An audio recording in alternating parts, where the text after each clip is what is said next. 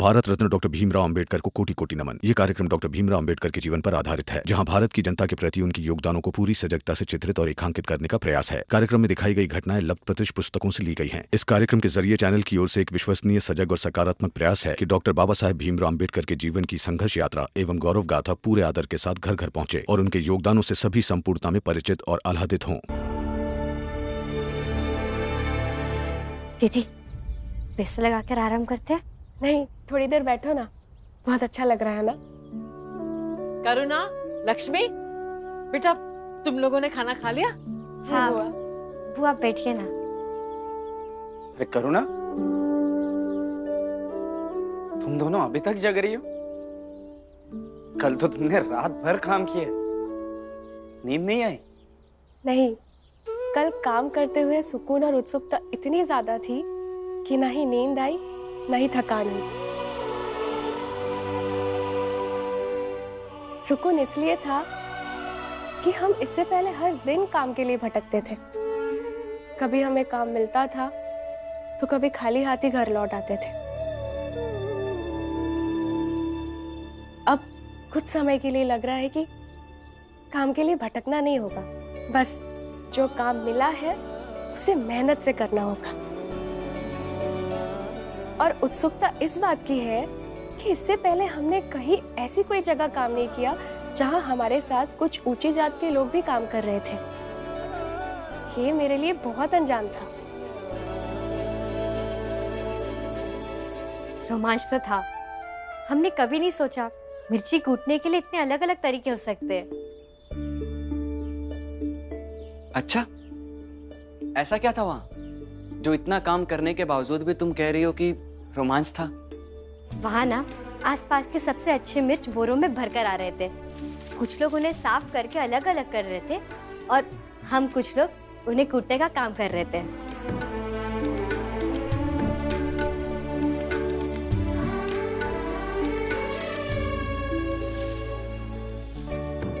और फिर कुछ लोग उसे पीसते हैं और हमने ये भी सुना कि ये लोग इसे बहुत दूर दूर तक बेचते हैं। ऐसा भी होता है, ये हमें पता ही नहीं था। चलो अच्छा है, इसका मतलब तुम दोनों काफी अच्छी जगह काम कर रहे हो। हाँ बाला भैया, ये काम तो बड़े लोगों के लिए हो रहा था। हमें पहली बार मौका मिला ये काम करने का।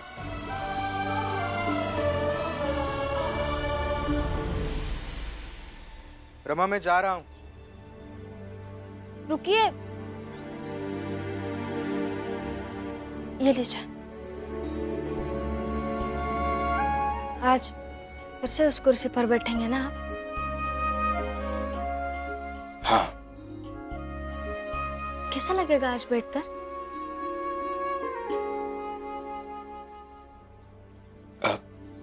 मतलब मैं समझा नहीं। मतलब कल के बैठने में और आज के बैठने में कुछ फर्क होगा क्या? पता नहीं रमा, वो तो बैठने के बाद ही पता चलेगा। लेकिन तुम ऐसा क्यों पूछ रही हो? नहीं, मैं सोच रही थी कि जो लोग सालों से कुर्सी पर बैठा है वो हमें कुछ नहीं समझते हैं, तो ये गलती उनकी है या कुर्सी की? शायद उनकी, क्योंकि गवर्नर साहब भी तो सालों से कुर्सी पर बैठे हैं, लेकिन वो तो हमें इंसान की नजर से ही देखते हैं। फिर भी शाम को आऊंगा तो मेरा अनुभव बताऊंगा। चलता हूं।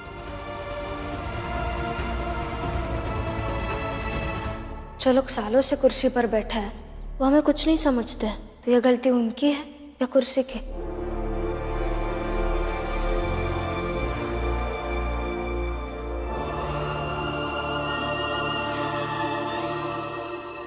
क्या हुआ? रमा, मैं चाहे जितनी बड़ी कुर्सी पर बैठूं, मैं वैसा ही रहूंगा जैसा अभी हूं। और ये मेरा वादा है तुमसे। ऐसी डरी हुई आंखों से मुझे जाते हुए मत देखना। अच्छा हुआ कि लौट के वादा किया आपने मुझसे, वरना मैं सच में डर गई थी।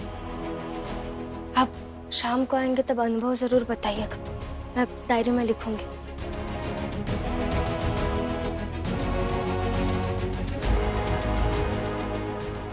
चलता हूँ।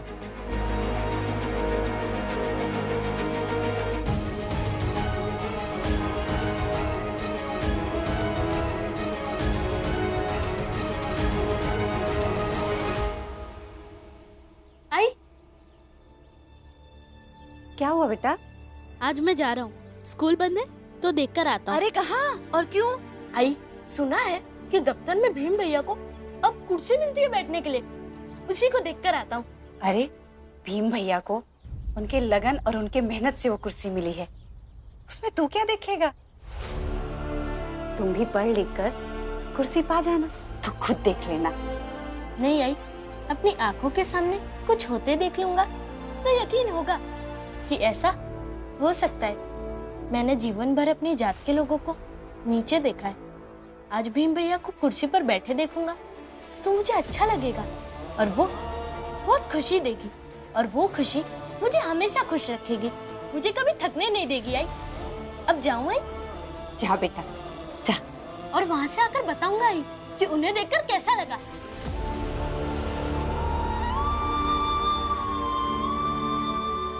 दीपक सच में बड़ा हो गया, बस ये अपने भीम भैया जैसा बन जाए।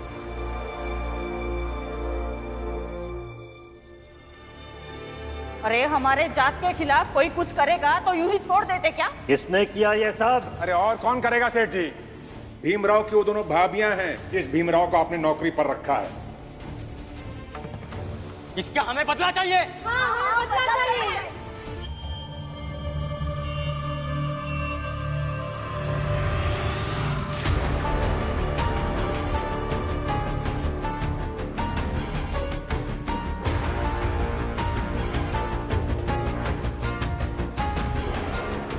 एक कप चाय देना।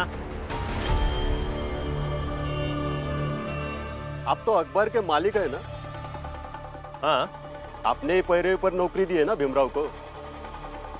अरे जरा जल्दी करना। उस जात के आदमी को नौकरी देके भारी गलती कर दी आपने। अब देखिए कैसे आपके अखबार को ही बदनाम कर देता है वो। चलो।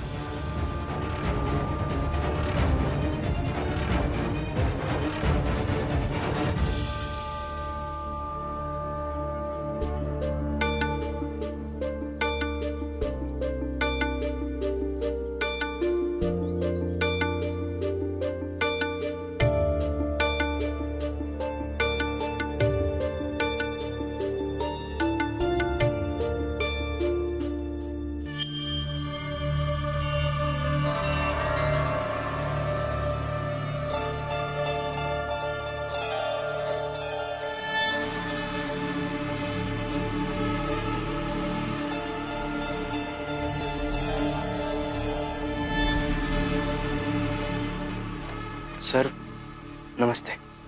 कुर्सी पर कैसे बैठे तुम?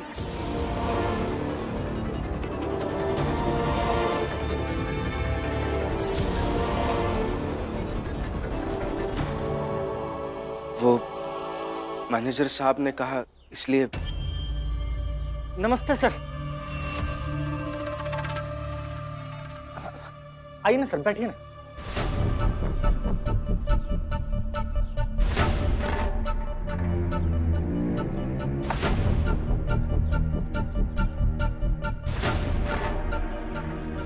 चाय उठा कर दो।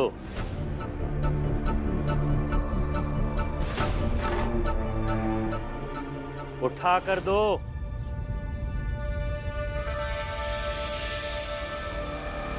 औकात मेरी चाय उठाकर देने की है तेरी, और फैसला करते हो निम्न जात के भीम को कुर्सी पर बिठाने की। लेकिन सर इसमें औकात की बात कहाँ से आ गई? तुमसे मैं बाद में बात करूंगा, पहले मैं इनसे बात करूंगा। बोलो। सर जात वाली सोच बस दिमाग की सोच है।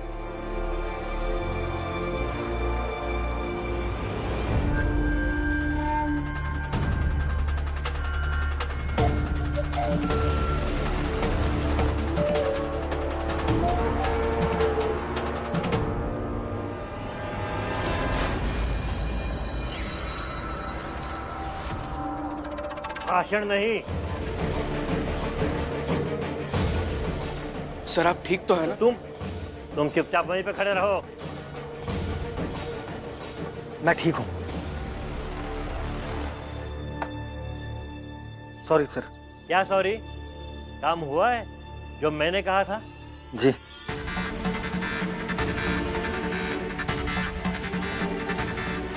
आज से तुम्हारी छुट्टी। कल से तुम काम पर नहीं आओगे। क्या? सर मुझे ऐसे मत निकालिए, मेरे बीवी बच्चे हैं सर। अच्छा, बीवी बच्चों की इतनी फिक्र है तुम्हें? तो एक काम करो, भीमराव को नौकरी से निकाल दो।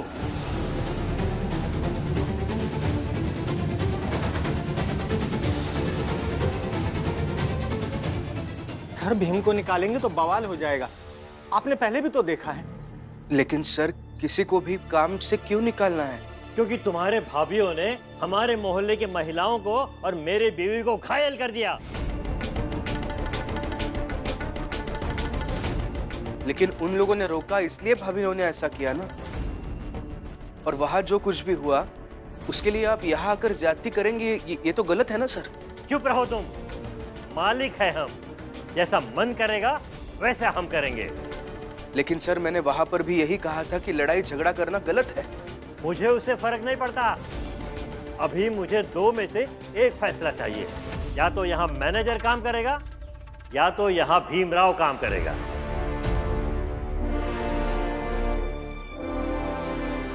वाह सेठ जी, वाह वाह, बहुत बढ़िया सेठ जी, अद्भुत, मजा आ गया ये सुनकर। क्या फंसाया है आपने आज इस मैनेजर को और भीमराव को।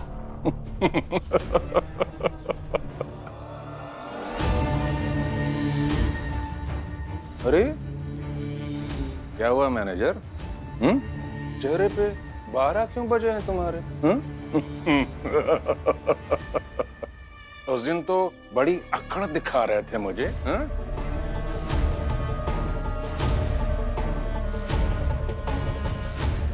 सोच लो, अब या तो खुद नौकरी छोड़ दो या फिर निकालो इस भीमराव को।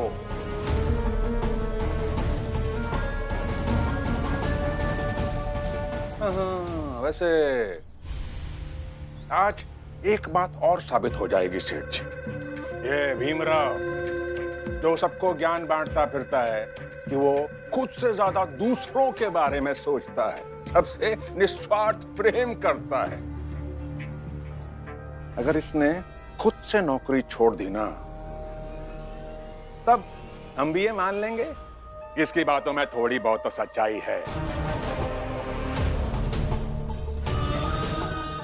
पर अगर इसने खुद से नौकरी नहीं छोड़ी, फिर तो ये साबित हो जाएगा कि ये सिर्फ अपनी जात के लोगों के लिए सोचता है, सिर्फ उनके लिए इसके दिल में हमदर्दी है।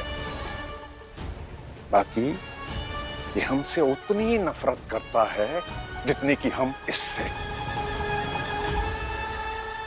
बताओ कौन जाएगा, मैनेजर तुम या भीमराव तुम?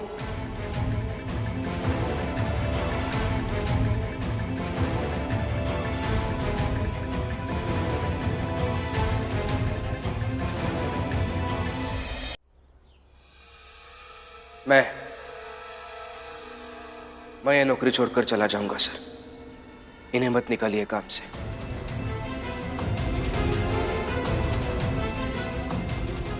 प्लीज। अद्भुत, क्या निर्णय लिया तुमने भीमराव? बहुत बढ़िया। हा? अच्छा लगा मुझे तुम्हारा ये निर्णय। हा? बस इस निर्णय से पलट मत जाना, इसी पर टिके रहना। हा? मैं खुद घूम घूम कर सबको बताऊंगा कि भीमराव सच में दूसरों के लिए अपनी आहुति देता है। कल के अखबार में भी छपवा देंगे कि तुमने अपनी मर्जी से अखबार की नौकरी छोड़ दी। आज फिर से उस कुर्सी पर बैठेंगे ना आप? हाँ। आप शाम को आएंगे तब अनुभव जरूर बताइएगा, मैं डायरी में लिखूंगी। अरे तो फिर खड़े क्यों हो? अभी इसी समय इस ऑफिस से चले जाओ। ऐसे याद तो है ना तुम्हें, मैंने कहा था तुम्हें कि दोबारा नौकरी पाने के सपने देखना छोड़ दो।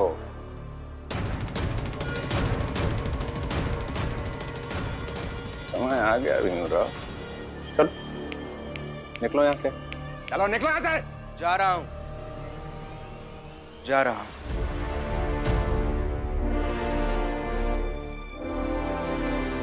लेकिन जाने से पहले एक बार धन्यवाद कहना चाहता हूं।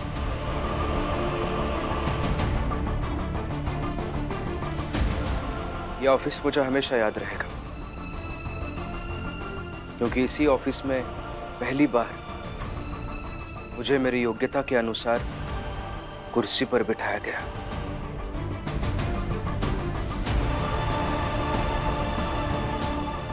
आपका बहुत बहुत धन्यवाद सर।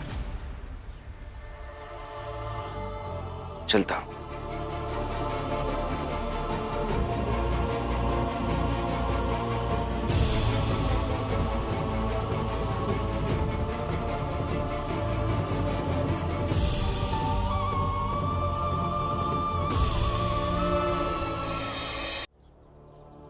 जाओ मेघनाथ जी के लिए चाय लेकर आओ।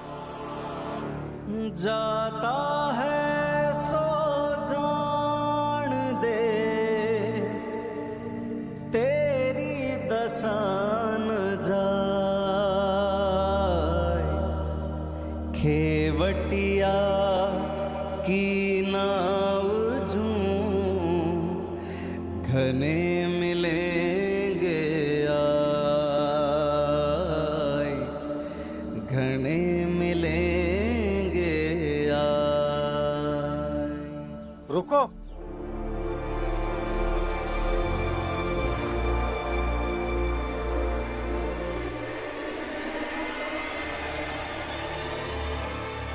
भीमराव पत्रकारिता से जुड़ा हूं तो समझता हूं चौखट मर्यादा निर्धारित करती है, और आज अगर इस मर्यादा को नहीं माना तो कभी खुद से नजरें नहीं मिला पाऊंगा। इसलिए तुम नहीं, मैं जाऊंगा नौकरी छोड़कर। मगर सर, जाने दो, मुझे नौकरी मिल जाएगी, मगर तुम्हारे लिए मुश्किल होगी, क्योंकि मैं जानता हूं ना मेरी तरह के लोग बाहर भरे पड़े हैं। मगर सर, तुम यहीं रहो, ये तुम्हें नौकरी से नहीं निकाल पाएंगे। अगर निकाला तो मैं इनके खिलाफ विद्रोह करूंगा।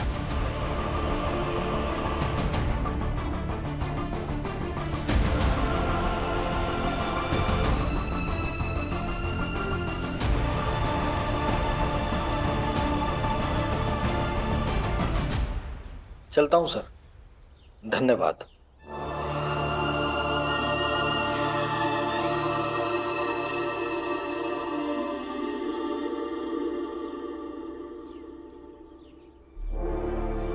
भीम, मैंने तुमसे सीखा, उस एक रात ने मेरी जिंदगी के सोचने का नजरिया बदल दिया।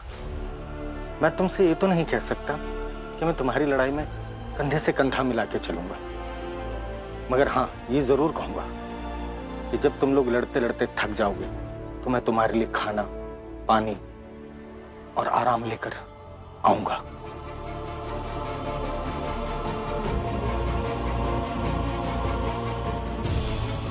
अब चलता हूं, अपना ख्याल रखना। सर रुकिए।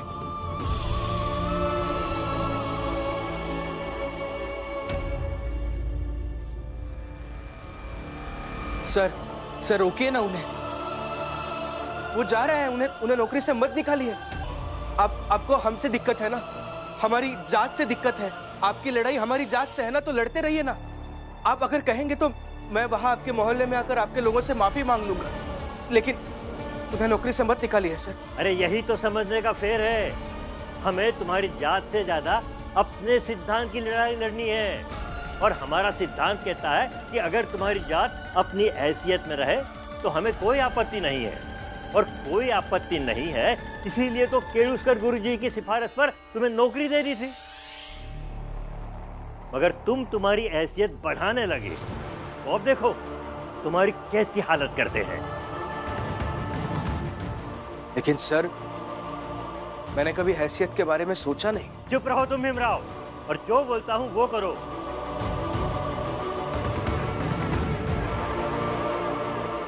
इस कुर्सी को उठाओ और बाहर ले चलो।